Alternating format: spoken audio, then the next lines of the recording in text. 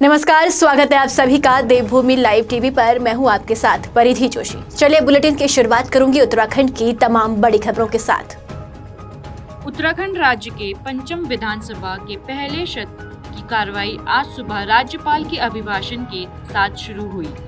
अभिभाषण के दौरान राज्यपाल ने राज्य सरकार के तमाम योजनाओं और नीतियों का बखान किया। राज्यपाल का अभिभाषण समाप्त होने के बाद सदन के भीतर कांग्रेस विधायक अनुपमा रावत ने महंगाई का मुद्दा उठा दिया, लेकिन कोई जवाब न मिलने के बाद अनुपमा रावत सदन से बाहर निकलकर सीढ़ियों पर धरने पर बैठ गई। हालांकि अनुपमा रावत पहले ही अपने दुपट्टे पर महंगाई संबंधित बिंदु लिखकर लेकर आई थी।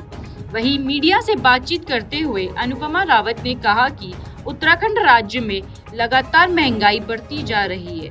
बावजूद इसके भारी बहुमत के साथ सत्ता पर काबजी हुई भाजपा सरकार महंगाई पर लगाम लगाने में नाकामयाब साबित हुई है। डीजल पेट्रोल के दाम लगातार बढ़ती जा रही है, जिससे आम जनता के जेबों पर काफी असर पड़ रहा है। ऐसे में राज्य सरकार को चाहिए कि लगातार बढ़ रही महंगाई पर लगाम लगाए। अगर मैं हरिद्वार ग्रामीण के परिप्रेक्ष्य में बात करूं, लगभग 17 दिन मुझे वहाँ की जो मेरे परिवार के जन हैं उन लोगों ने मुझे चुनकर अपनी इस बेटी को यहाँ पर भेजा, विधानसभा में भेजा, लेकिन पूरी तरीके से जो कानून व्यवस्था है वहाँ ध्वस्त नज़र आ रही है। सुबह से लेकर, अगर मैं अपनी बात करूं, सुबह 4-5 बजे से लेकर रात के 2-2, 3-3 बजे तक आम जनता का, कांग्रेस के कार्यकर्ता, बहुत दुख से कहना पड़ रहा है, उनके कॉल आते हैं कि उनको बेवजह जो है पुलिस के द्वारा बुलाया जा रहा है थाना चौकी में, और एक तरफा बिल्कुल पक्षपातपूर्ण जो है कार्रवाई हो रही है। मैंने जो आला अधिकारी थे उनको अवगत भी कराया, चिट्ठी के माध्यम से जो एक प्रक्रिया होती है उससे मैं चली, लेकिन जब मुझे लगा कि बिल्कुल कानों में रुई ठोस दी गई है और कुछ एक तरफा कार्य किया जा रहा है, तो मुझे बापू की प्रतिमा लेकर, उनकी तस्वीर लेकर थाने में बैठना पड़ा, क्योंकि मैं चुनी गई हूं तो आम जनता के आशीर्वाद से चुनी गई हूं। मैं चुनी गई हूं तो मेरे जो पार्टी के वर्कर्स हैं उनके हितों की रक्षा करने के लिए, उनके हितों को देखने के लिए, और अगर आम जनता के हितों के लिए और मेरे पार्टी कांग्रेस के वर्कर्स के हितों की अनदेखी की जाएगी तो मैं कभी भी अनुपमा रावत पीछे नहीं। देख ले, उत्तराखंड में बिल्कुल कुछ नहीं किया जा रहा, कुछ नहीं दिया जा रहा। मैंडेट दिया है जनता ने तो हम कहते हैं कि सब्सिडी दीजिए, आप दीजिए, हम आपका साथ देंगे। आपने जो भी काम पहले भी कहा, अगर सरकार कोई कार्य अच्छा करेगी तो विपक्ष उनके साथ अच्छे कार्य, क्योंकि बने तो सब जनता के आशीर्वाद से हैं, यहाँ पर प्रदेश की तरक्की के लिए ही बने। लेकिन अगर अनदेखी की जाएगी, सिर्फ गोल गोल बातों में घुमाया जाएगा और लोगों के हितों की रक्षा नहीं की जाएगी, अनदेखी करी जाएगी, तो हम विपक्ष की जो भूमिका है उससे भी पीछे नहीं।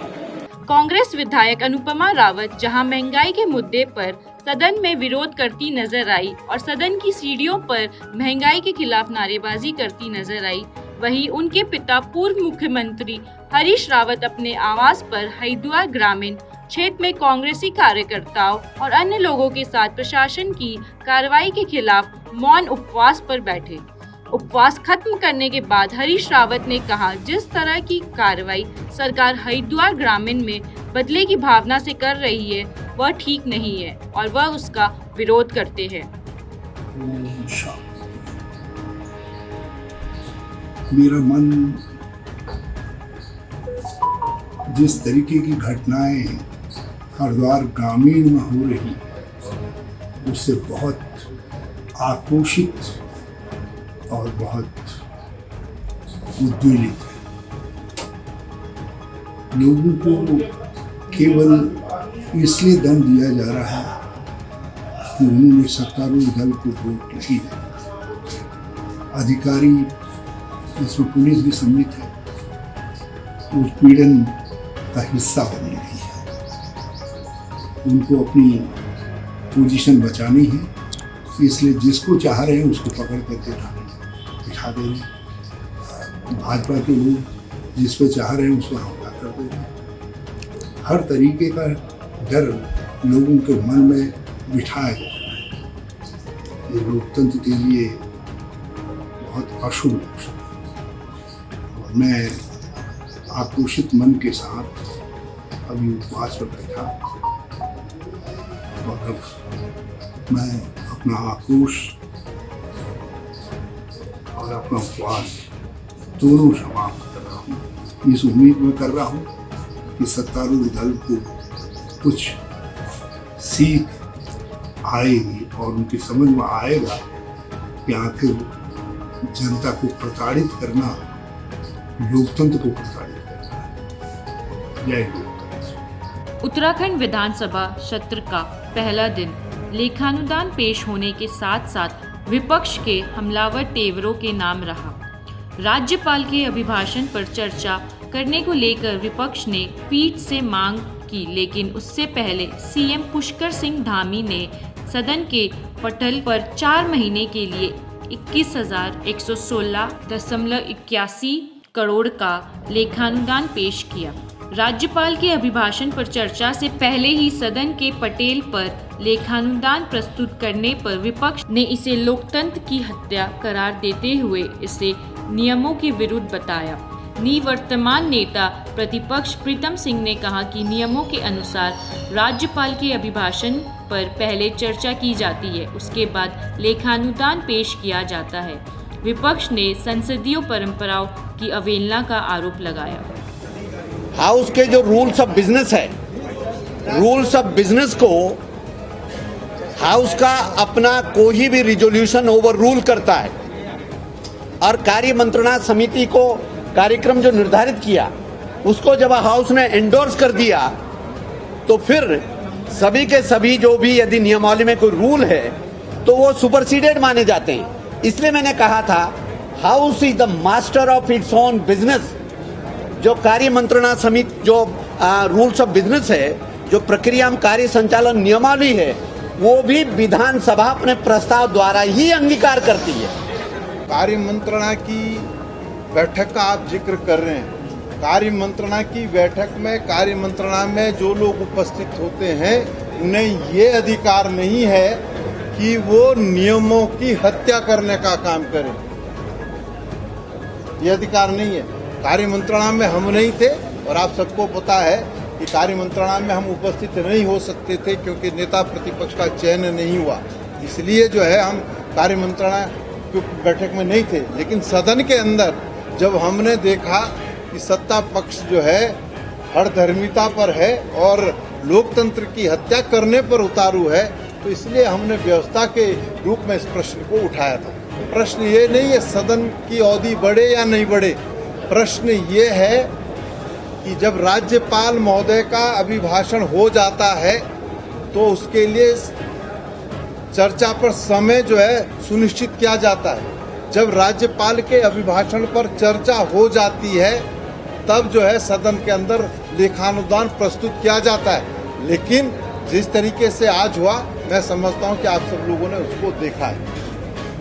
आज माननीय मुख्यमंत्री जी ने अगले 4 महीने के लिए लेखानुदान बजट पेश किया है जो 21,116.81 करोड़ का है।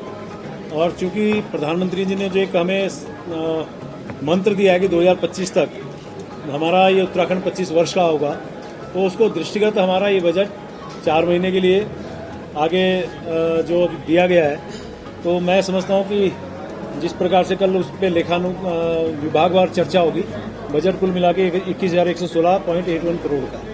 कैबिनेट मंत्री सतपाल महाराज ने राज्यपाल के अभिभाषण पर बोलते हुए कहा कि राज्यपाल के अभिभाषण में जिन बातों का उल्लेख हुआ है उन सभी से प्रेरणा लेकर सरकार उस दिशा में आगे बढ़ने का काम करेगी ताकि उत्तराखंड उत्कृष्ट राज्य बन सके। इसके अतिरिक्त कैबिनेट मंत्री ने कहा कि हरिद्वार में एक इंटरनेशनल एयरपोर्ट बनने की कवायद शुरू कर दी गई है, जिसमें जिला अधिकारी की अध्यक्षता में कमेटी का गठन कर लिया गया है। कैबिनेट मंत्री ने कहा कि अगर हरिद्वार में इंटरनेशनल एयरपोर्ट बनता है तो उसका लाभ संपूर्ण उत्तराखंड को मिलेगा। मैं सभी को शुभकामना देता हूं। आज 5वीं विधानसभा का सत्र प्रारंभ हो गया है और अभी राज्यपाल जी का भाषण हुआ। बहुत ही विजन के साथ उन्होंने अपनी बातों को रखा और सरकार के विजन को स्पष्ट किया। मैं समझता हूं कि उनसे प्रेरणा लेकर के उस विजन को हम साकार करेंगे और उत्तराखंड को उत्कृष्ट डेस्टिनेशन बनाने के लिए हरिद्वार जो हमारी आध्यात्मिक नगरी है, योग नगरी है, उसके इंटरनेशनल इंपॉर्टेंस देने के लिए, एक अंतर्राष्ट्रीय हवाई अड्डे की चर्चा चल रही है और उसमें हम लोगों ने डीएम की अध्यक्षता में एक कमेटी बनाई है जो ज़मीन के बारे में मालूमात करेगी और उसकी रिपोर्ट देगी। तो वो कार्य हमारा चल रहा है और निश्चित रूप में हरिद्वार में इंटरनेशनल एयरपोर्ट बनता है तो उससे Vancouver, Los Angeles, New York, London, Melbourne, Sydney और न्यूजीलैंड से सभी यात्री सीधे हरिद्वार उतरेंगे और इससे निश्चित रूप में हजारों बेरोजगारों को भी रोजगार मिलेगा। तो हमारे उत्तराखंड के लिए बहुत बड़ी बात होगी और निश्चित रूप में इसमें ध्यान flights, meditation flights, yoga flights, Chardham flights, इस प्रकार की कई फ्लाइट्स, गंगा फ्लाइट्स जो यहाँ रिवर राफ्टिंग करना चाहेंगे वो आएंगे। और विशेषकर जो हमारे प्रवासी भारतीय हैं जो अपने पूर्वजों की, माता पिता की भस्मी को प्रभावित करना चाहेंगे वो भी डायरेक्टली हरिद्वार आकर के गंगा माता में अपनी भस्मी को, अपने पिताओं की भस्मी को प्रभावित कर सकते हैं। तो अपने आप में ये बहुत बड़ा पोटेंशियल है निश्चित रूप में और मैं समझता हूं कि हरिद्वार में इंटरनेशनल एयरपोर्ट बनना चाहिए। उन्होंने होम स्टे का जिक्र किया और निश्चित रूप में होम स्टे बहुत ही सक्सेसफुल योजना है। दीनदयाल उपाध्याय गृह विकास योजना जिसमें होम स्टे आते हैं तो ये अपने आप में बहुत बड़ी योजना है। इससे हमारे गाँव के अंदर हम डेस्टिनेशन बनाएंगे, गांव के अंदर सुविधा प्रदान करेंगे ताकि लोग गांव में रह सकें और जनजीवन को दिख सकें। इसके साथ साथ हम लोग चाहते हैं टिमरसन महादेव के अंदर जो हमारी नीति घाटी में है, सीमांत में है, वहाँ पर जो शिवलिंग का निर्माण होता है, स्वयंभू शिवलिंग का अमरनाथ की तर्ज पर, तो उसको भी हम खोल रहे हैं डेस्टिनेशन के रूप में। मसूरी में मसूरी यमुना पेयजल योजना के तहत डाली जा रही पेयजल लाइनों को लेकर खोदी गई सड़कों से लोग का हाल बेहाल है और अब दूसरी ओर जियो नेटवर्क द्वारा जियो केबल बिछाए जाने को लेकर सड़कों को खोदा जा रहा है, जिसमें मसूरी वाइनबर्ग एलन स्कूल और वाला हिंसर पेयजल आपूर्ति करने वाले पेयजल लाइनों को क्षतिग्रस्त कर दिया है, जिससे लोगों को भारी परेशानियों का सामना करना पड़ रहा है। बताया जा रहा है कि करीब 100 परिवार के लोग पिछले 10 दिनों से बूंद बूंद पानी को तरस रहे हैं, परंतु इस ओर ना तो विभाग और ना ही ठेकेदार ध्यान देने को तैयार है, जिससे लोगों में गढ़वाल जल संस्थान, जल निगम, जियो नेटवर्क और स्थानीय प्रशासन के खिलाफ भारी आक्रोश व्याप्त है। उन्होंने कहा कि इन दिनों पहाड़ों की रानी मसूरी हाल बेहाल है। पर्यटन सीजन शुरू होने को है, परंतु ना तो मॉल रोड ना ही संपर्क मार्ग ठीक कराया गया है। सड़कों में हो रहे गड्ढे और पड़े मलबे के कारण आए दिन लोग 2 पहिए वाहनों के फिसलने से चोटिल हो रहे हैं। कई लोग गंभीर रूप से भी घायल हो गए हैं, परंतु ना तो स्थानीय प्रशासन और विभाग के अधिकारियों को इससे कुछ लेना देना है। मसूरी वाइनबर्ग एलन स्कूल और वाला हिंसर में पेयजल की समस्या को देखते हुए भाजपा मंडल अध्यक्ष मोहन पेटवाल मौके पर पहुंचे और ठेकेदार और अधिकारियों की लापरवाही को लेकर नाराजगी व्यक्त की। उन्होंने कहा कि पूर्व में जल निगम द्वारा पेयजल लाइन डालने के लिए सड़कों को खोदा गया था, वहीं अब एक बार फिर जियो नेटवर्क द्वारा जियो लाइन डालने के लिए सड़कों को खोदा जा रहा है। लोग बहुत दिनों से परेशान हैं यहाँ पे, 15 दिन हो गए हैं, पानी बिल्कुल नहीं है। हम रोज फ़ोन कर रहे हैं कि भाई पानी आ जाए, तो पानी नहीं आ रहा है और कभी कोई प्रॉब्लम होती है, कभी कुछ प्रॉब्लम होती है और कुछ सब समाधान नहीं हो पा रहा है। तो दिक्कतें बहुत ज़्यादा है, बहुत ज़्यादा दिक्कत है। हम तो रोज अपना काम छोड़ के पानी देखने आते हैं कि हमारी टंकी पानी आया कि नहीं आया। जब सब देखते हैं तो पानी देखिए पानी नहीं आ रहा। कभी जल निगम वाले खोद रहे हैं घर से, कभी ये जियो वाले खोद रहे हैं। जहाँ पर इनकी मर्जी आ रही तोड़ रहे हैं। पानी बहरा रोड पे सुबह से नदी बह रही है यहाँ से, और हमारा घर यहीं पर ये बाला हिसार में है। कम से कम 30-40 परिवार रहते हैं जहाँ पर 15 दिन से पानी, लोग टैंकरों से पानी मंगा रहे हैं। हर जगह, हर घर में टैंकर नहीं जा सकता। रोड हर घर में नहीं है, पाइप टैंकर के लिए बड़ा चाहिए। बिल सर मार्च का बिल पहले आ गया, एडवांस आ गया है ना। 9,000 रुपये हमने परसों बिल जमा कर दिया। उसके बाद इनके पास जाओ, टोल फ्री नंबर है, वो किसी कोई काम नहीं कर रहा। एक बार फोन करो दोबारा वो फोन नहीं उठाते। तो स्कूटी गिरी है सर कल यहाँ पर, है ना। और मुझे लगता है कि ये इनका कहना है जियो वालों के, हमने जल निगम वहाँ नगर पालिका में पैसा जमा कर दिया है ना। हमने वहाँ इतने लाख रुपए जमा कर दिए, रोड वो बनाएंगे। रोड सर वो बनाएंगे, खो दिए रहे हैं, है ना। और जल संस्थान वालों से कहें तो ये कहते हैं कि जो है ये जल निगम ने तोड़ा है, ये जियो ने तोड़ा, हम ठीक नहीं करेंगे। तो ये बिल सर हम जियो वालों को दें, उनको जल निगम वालों को बिल दें। हम किसको बिल दें? बिल लेने के लिए घर घर आ रहे हैं कि बिल है 31 मार्च है, फाइनल करो इसका। कैसे हो पाएगा सर ये? पहले तो यहाँ पर जल निगम द्वारा जो अपनी लाइन बिछाई गई थी, तो उसके तहत जो है कई जगह जो है लाइन बंद हो गई है। तो मैंने अभी इनके जो प्रोजेक्ट मैनेजर है जयपाल, उनसे बात की है कि आप फिलहाल जो है एक टेम्प्रेरी जो है ओपन लाइन जो है बाईपास करके लोगों को दें, ताकि लोगों को जो है पानी की दिक्कत ना हो। और अब जल निगम ने काम पूरा कर दिया, तो अब जीवावरण खोदना शुरू कर दिया है, जिसका पैसा इन्होंने जो है 22 लाख को जो है नगर पालिका को दिया है रिपेयर एंड मेंटेनेंस के लिए। लेकिन नगर पालिका को चाहिए कि जैसे जैसे जो है ये रोड पूरी हो रही है, इस रोड को जो है वो अपना रेस्टोरेशन और इसका रिपेयर वर्क करें, क्योंकि काफ़ी लोग यहाँ पर चोटिल हो चुके हैं। यहाँ वाइन बगान स्कूल के एक टीचर थे, उनका पैर ही फ्रैक्चर हो गया है। कल भी लोग बता रहे हैं कि यहाँ पे कई स्कूटी वाले गिरे हैं। तो इसको जो है गंभीरता से लेना चाहिए। और जहाँ तक जलस्थान की बात है, तो मैं ये कहता हूँ कि जहाँ उत्तराखंड की तमाम बड़ी खबरों में फिलहाल इतना ही। बाकी अपडेट के लिए हमारे साथ बने रहिए और देखते रहिए देवभूमि लाइव टीवी। नमस्कार।